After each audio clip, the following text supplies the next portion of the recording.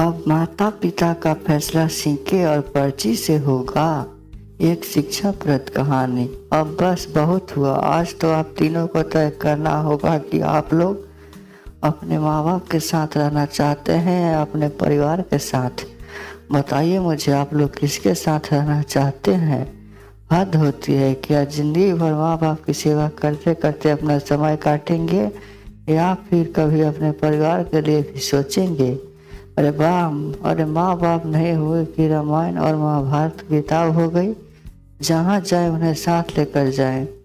ये कर्कश स्वर अमिता की थी, जो आंगन में चिल्ला चिल्ला कर अपने जेठ और देवर को कह रही थी।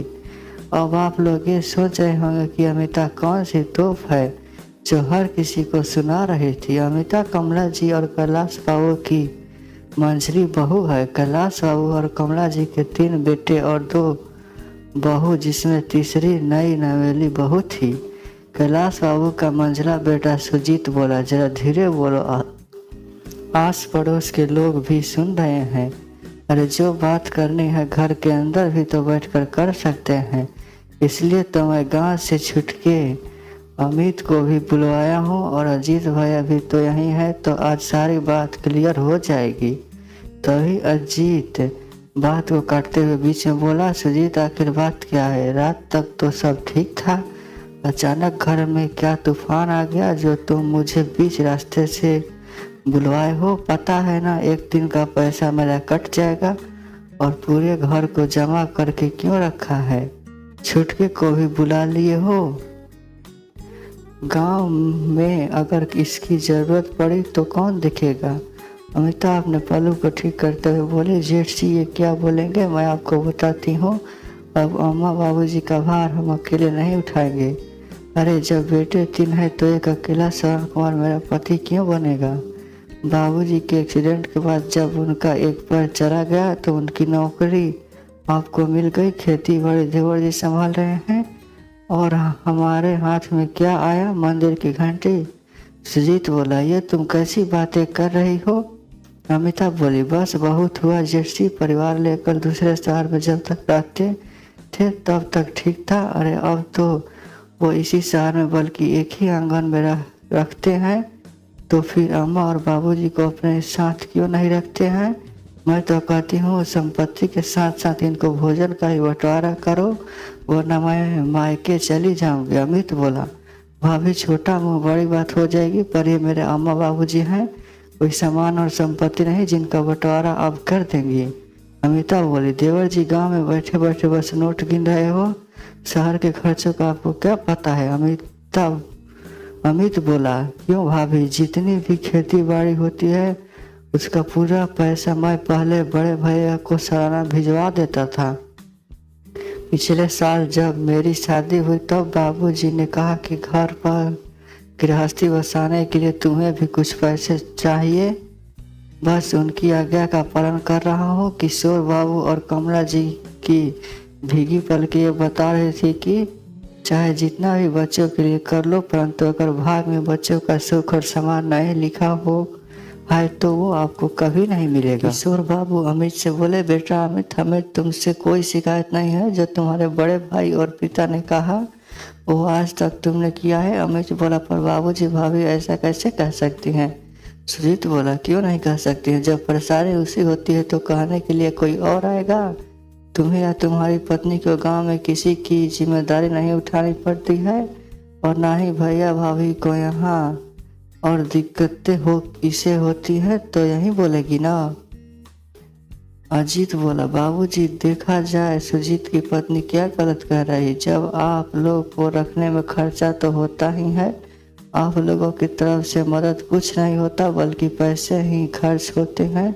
सुजीत, अब बात अगर तुमने उठाई है तो उसका निदान तुमने कुछ सोचा है? सुजीत अपनी बंदी की तरफ देखा। अमिता बोली, इसमें सोचने की क्या बात है? सिक्का उछाल कर फैसले कर लेते हैं कि अम्मा बाबूजी किसके साथ रहेंगे। कमला जी रोते हुए बोली, क्या इसी दिन के लिए भगवान ने मुझे 3 बेटे दिए थे कि सिक्का उछाल कर माँ बाप का फैसला करेंगे? जब तुम तीनों पैदा हुए तब तो हमने कोई सिक्का नहीं उछाला कि तुम तीनों में से किसको रखा जाए और किसे फेंक दिया जाए। तभी उधर से अजीत की पत्नी सुनैना आई और बोली, अम्मा जी इसमें गलत ही क्या है, और अगर आपको सिक्के से प्रॉब्लम है तो पर्ची निकाल लेते हैं, जिसके नाम की पर्ची आएगी आप उन्हीं लोगों के साथ रहेंगी। भगवान न करे मेरे नाम की पर्ची निकले। किशोर बाबू कमला जी से बोले, चलो कमला, अब हमारे भाग्य का फैसला सिक्के और पर्ची से होने लगा। मुझसे तो ये सब देखा न जाएगा, पता नहीं भगवान ने हमारे भाग्य में और क्या क्या देखना लिखा है। इतना कहकर वो पत्नी को कमरे में लेकर चले गए। उदास मन से पलंग के दूसरी तरफ मुंह घुमाकर अपने आंसुओं को छुपाने लगे और कमला जी पुराने दिनों को याद करने लगी। बधाई हो कमला बहन, तीसरी बार भी आपको बेटा हुआ है। आपको घर में तो धन और सामान की कभी कोई कमी नहीं होगी, और जिससे 3-3 बेटे होंगे उस माँ बाप को भला क्या कमी होगी। देखना तीनों में इस बात के लिए लड़ाई होगी कि मैं अम्मा बाबा जी को रखूँगा तो मैं, कमला जी की पड़ोसन ने कहा था। कमला जी बोली, विमला बहन आपको मुंह में घी शक्कर, सही कहा आपने। बच्चे लायक हो और सामान दे माँ बाप को, तो इससे ज़्यादा और क्या चाहिए। हाँ, हम अपना पूरा जीवन इन्हें सौंप देंगे ताकि अच्छे इंसान बन सके। आखिर हमारे माता पिता ने भी तो हमें यही संस्कार दिए थे, बाकी तो भगवान की मर्जी है।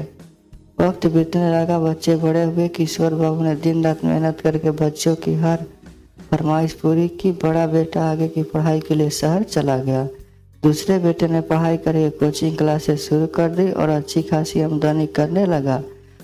छोटा बेटा वो ग्रेजुएशन की पढ़ाई कर रहा था। अचानक एक दिन किशोर बाबू की साइकिल के पीछे से एक ट्रक ने कुचल दिया, जिसमें किशोर बाबू का एक पैर खराब हो गया। थोड़े दिन बाद किशोर बाबू ने अफसरों के हाथ पैर जोड़े, फिर बड़ी मेहनत के बाद उनकी नौकरी बड़े बेटे को मिल गई। जब पैसा आता है तो इंसान कितना बदल जाता है। सजीत ने छोटे भाई की पढ़ाई में कोई योगदान नहीं दिया। वहीं अजीत बोला, मेरा भी अपना परिवार है, मैं आखिर कितना ही खर्चा कर सकता हूँ। आखिरकार छोटे अमित ने गांव जाकर खेती बाड़ी संभालने का फैसला किया और चुपचाप माता पिता का आशीर्वाद लेकर चला गया। अजीत का ट्रांसफर शहर में था तो वो अपने परिवार को लेकर वहीं रहने लगा। इधर किशोर बाबू और कमला जी सुजीत के साथ रहने लगे। सुजीत की पत्नी अमिता आए दिन किसी न किसी बात पर उन दोनों को ताने देती रहती थी। कई बार दुखी होकर किशोर बाबू अपनी बैसाखी लेकर घर के बाहर निकल जाते तो अमिता कमला जी के साथ बुरा व्यवहार करती थी, परंतु कमला जी ये बातें किशोर बाबू को नहीं बतलाती थी ताकि घर का माहौल खराब ना हो।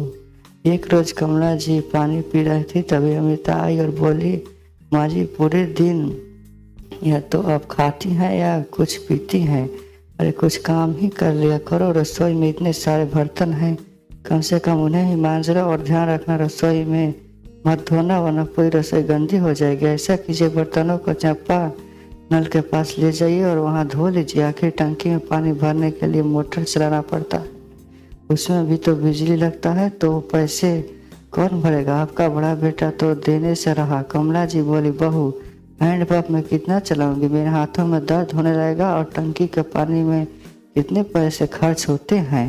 वो बोली, माँ जी पैसे कोई पेड़ पर नहीं होते हैं, नौकरी बड़े बेटे को दे दी और अपने दोनों का खर्चा हमारे सर पर डाल दिया, ये कैसा इंसाफ है।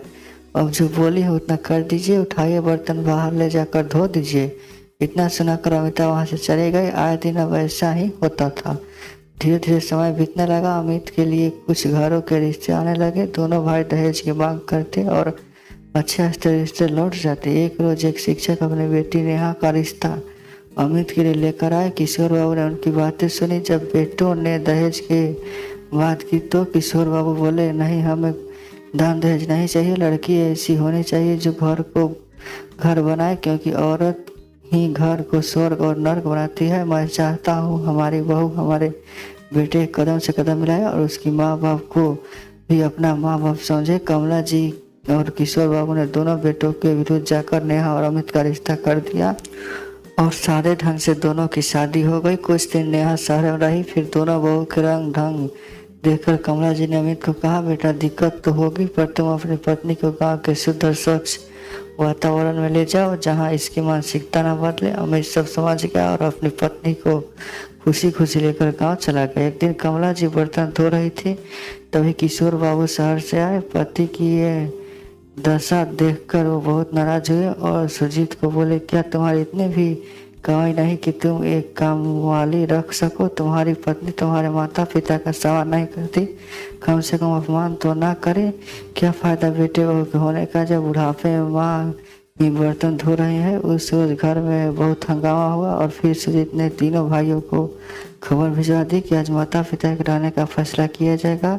इन्हीं सब बातों को सोचते सोचते कब कमला जी की आंख लग गई पता भी नहीं चला। रात का समय आया, अमिता से बोली, यहाँ तो थोड़ी मदद कर दो। नेहा मुस्कुराकर बोली, भाभी मैं रात के खाने की पूरी तैयारी कर लूँगी, आप निश्चिंत रहिए। अमिता बोली, हाँ हाँ, आज तक के तो तुम लोग निश्चित रहे, एक दिन मुझे निश्चिंत करके क्या ही एहसास करोगी। नेहा ने सभी लोगों का खाना पीना बनाया।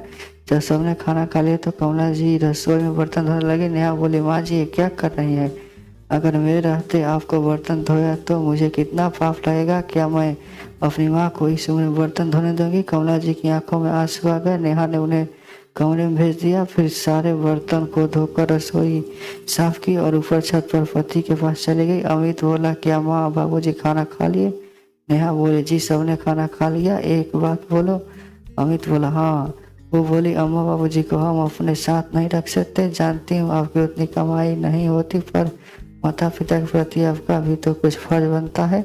अमित नेहा से बोला, मैं सोच ही रहा था कि एक बार तुमने पूछी। नेहा बोली, इसमें पूछने की क्या बात है? और माता पिता ने अपना फर्ज निभाया, अब आपकी बारी है। आखिर बचपन से वो आपके लिए करते आए तो क्या आप माता पिता के लिए अपनी पत्नी से पूछेंगे? अमित नेहा को लेकर माता पिता के कमरे में गया और पूरी बात बताई। कमलेश बाबू की आंखें भर आई। कमला जी बहू के सर पर हाथ रखकर आशीर्वाद दिया और बोली, बहू सच में गांव की मिट्टी में आज भी माँ बाप के लिए कुछ सामान बाकी है, ये तुम्हारे परवरिश ने साबित कर दिया। अमित बोला, तो ये तय रहा कि परसों आप हमारे साथ गांव चलेंगे और वहीं रहेंगे। किशोर बाबू गंभीर बैठे हुए थे तो बहू बोली, क्या बात है बाबूजी, क्या आप हमारी बातों से सहमत नहीं है? किशोर बाबू बोले, बिल्कुल सहमत हो, पर सोच रहा हूँ जाने से पहले कुछ जरूरी काम कर लो। अमित बोला, कौन से जरूरी काम? किशोर बाबू बोले, जब हो जाएगा तो तुम्हें बताऊंगा, अब आओ तुम लोग भी सो जाओ। दोनों छत पर सोने चले गए क्योंकि नीचे कोई कमरा खाली नहीं था। अगले 2 दिन सुबह किशोर बाबू न जाने कहाँ निकल जाते और दोपहर के वक्त लौट कर आते। एक रोज उनके हाथ में कुछ कागज थे। किशोर बाबू ने तीनों बेटे बहुओं को बुलाया तो सुजीत बोला, बाबूजी अच्छा किया आपने बुला लिया, मैंने पर्ची बना ली है, क्या पर्ची उछाल कर आप लोगों के रहने का इंतजाम कर दें? किशोर बाबू बोले, बेटा क्यों हमारे लिए सीकर पर्ची उछालोगे? तुम्हें भले ही शर्म नहीं आती हो, पर हम अपने ही नज़रों में गिर जाते हैं कि आखिर क्यों हमने तुम दोनों को पैदा किया। सुजीत बोला, बाबूजी क्या आप फिर से वही बातें लेकर बैठ गए? जब उस दिन हमने फैसला कर लिया फिर आप ऐसा क्यों कर रहे हैं? किशोर बाबू बोले, उस दिन तो तुमने फैसला किया, आज मैंने भी कुछ फैसला किया है। और उन्होंने वो कागजात सुजीत और अजीत की तरफ बढ़ा दिया। कागजात पढ़कर अजीत बोला, बाबूजी आप ये फैसला कैसे कर सकते हैं? आप इस घर के 4 हिस्से कैसे कर सकते हैं? किशोर बाबू बोले, जब सिक्के और पर्ची से तुम माँ बाप का फैसला कर सकते हो तो मैं तुम्हारा बाप होकर अपनी संपत्ति का फैसला क्यों नहीं कर सकता?